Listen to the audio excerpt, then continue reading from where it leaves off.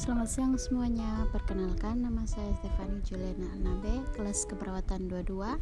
Di video ini saya akan menjelaskan tentang HIV atau AIDS. Apa itu HIV? HIV atau Human Immunodeficiency Virus adalah virus yang menyerang sistem kekebalan tubuh yang dapat melemahkan kemampuan tubuh melawan infeksi dan penyakit. Lalu AIDS itu apa dong? AIDS atau Acute Immune Deficiency Syndrome adalah kondisi di mana HIV sudah pada tahap infeksi akhir. Ketika seseorang sudah mengalami AIDS, tubuh tidak lagi memiliki kemampuan untuk melawan infeksi yang ditimbulkan. Apa penyebab HIV atau AIDS? Penyakit HIV disebabkan oleh Human Immunodeficiency Virus atau HIV. Sesuai dengan nama penyakitnya, bila tidak diobati, HIV dapat makin memburuk dan berkembang menjadi AIDS. Mari simak video berikut ini untuk mengetahui cara penularan HIV atau AIDS, tanda dan gejala, dan pengobatannya. HIV/AIDS, penyakit yang menular lewat hubungan seksual, kontak dengan cairan tubuh, kontak darah, dan ASI ini menjadi ketakutan sendiri dalam masyarakat sehingga orang dengan HIV seringkali dijauhi dan direndahkan. Terdapat stigma tertentu di mana seseorang yang terdiagnosis HIV sama saja dengan divonis mati. Tetapi, apakah benar demikian?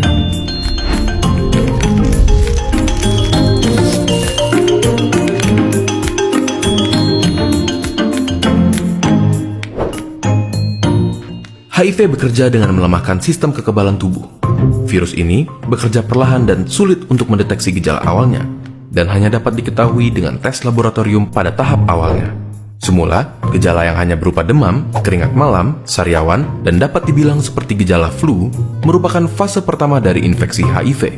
Pada fase kedua, virus berkembang biak secara perlahan tanpa memberikan gejala sama sekali. Rata-rata infeksi HIV berkembang menjadi AIDS, Acquired Immunodeficiency Syndrome, yaitu fase ketiga di mana kekebalan tubuh sangatlah lemah sehingga kuman yang ada di sekitar kita dapat dengan mudah masuk ke tubuh tanpa perlawanan yang berarti. AIDS rata-rata terjadi setelah 10 tahun terinfeksi HIV. Lalu, apa yang bisa kita lakukan untuk mengatasinya? Obat antiretroviral sebagai pengobatan HIV tidak menyembuhkan penderita, namun mencegah pertumbuhan virus dalam tubuh. Dengan terkontrolnya jumlah virus, maka sistem kekebalan tubuh akan terlindungi dan menghindari perkembangan HIV menjadi AIDS. Sejak adanya obat ini, harapan hidup penderita HIV dapat menjadi sama dengan orang normal jika mereka terdiagnosis tepat waktu, serta mengikuti pengobatan dan kontrol yang teratur. Salah satu contoh pasien HIV yang terkenal adalah Magic Johnson, pemain basket asal Amerika Serikat. Dia mengaku terjangkit HIV pada tahun 1991. 27 tahun berlalu sampai sekarang, ia masih giat menjadi aktivis HIV dan apakah kalian tahu? Dia tidak mempunyai keluhan medis. Mengapa bisa? Dia mengkonsumsi obatnya secara teratur. Sebagai tambahan, pasangan yang positif HIV tidak langsung ditakdirkan untuk mempunyai anak dengan HIV juga.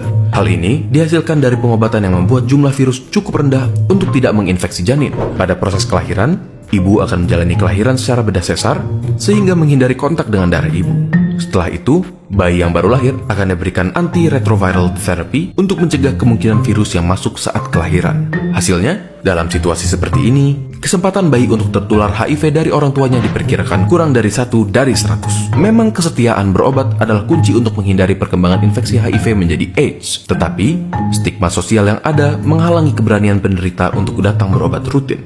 Mungkin hal ini dapat diubah dari masing-masing diri kita sendiri. Memberikan dukungan dapat merubah begitu banyak kehidupan para penderita HIV untuk berani berobat dan menjalani hidup yang lebih baik. Pencegahan HIV atau AIDS. Yang pertama, saling setia terhadap pasangan, hindari berganti-ganti pasangan. Yang kedua, hindari penggunaan narkoba, terutama melalui jarum suntik. Yang ketiga, rutin melakukan screening HIV. Dan yang terakhir, edukasi HIV yang benar mengenai cara penularan, pencegahan, dan pengobatannya dapat membantu mencegah penularan HIV di masyarakat. Sekian dari video saya, terima kasih.